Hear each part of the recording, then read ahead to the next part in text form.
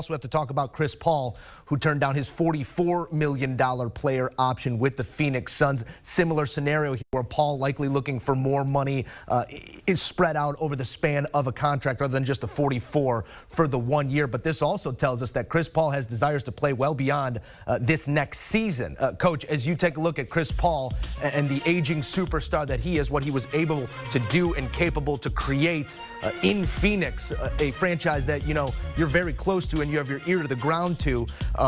Just how much does this mean for Phoenix to get him back in the building under an extended contract?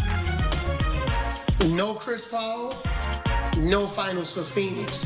No Western Conference finals for Phoenix, and probably not even the Western Conference semifinals. You got to get Chris Paul re-signed.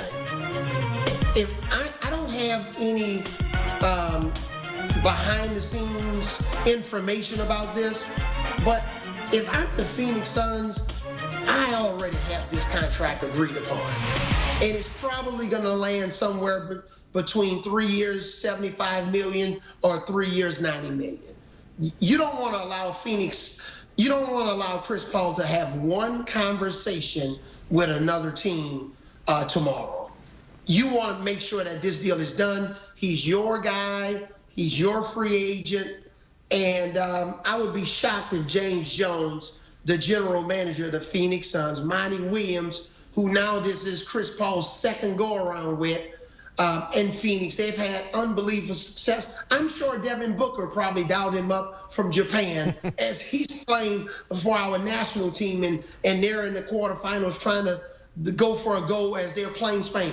So I'm almost positive that, and I don't know this for a fact, that a deal is done, but in this situation, historically, the contract has already been verbally agreed upon.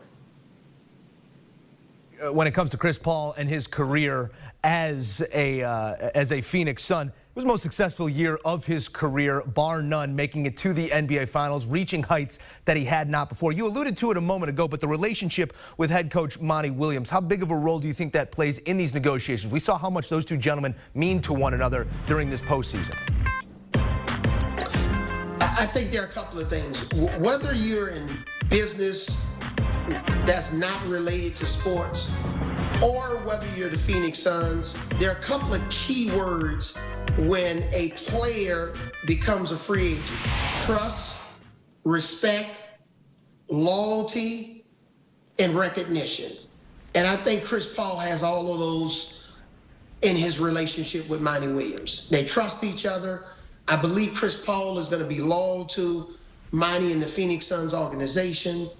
I believe they've recognized Chris Paul for all of his exploits, and they've recognized him in being a difference maker or a turnaround specialist, the way he's helped turn around the Phoenix Suns to go from a team that didn't even make it to the playoffs last year in the bubble, even though they went 8-0, to go from worst to first in the Western Conference. So because of all of that, I think they're cooking some really good gumbo, Joe. You know I'm from New Orleans. You know I love gumbo.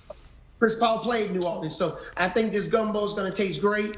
And I believe in my heart that Chris Paul is going to re-sign with the Suns. Want a sports network that delivers everything that matters about the game? The highlights, the picks, the instant analysis. No yelling, no fake debates, no politics. Hit the subscribe button and never miss a moment.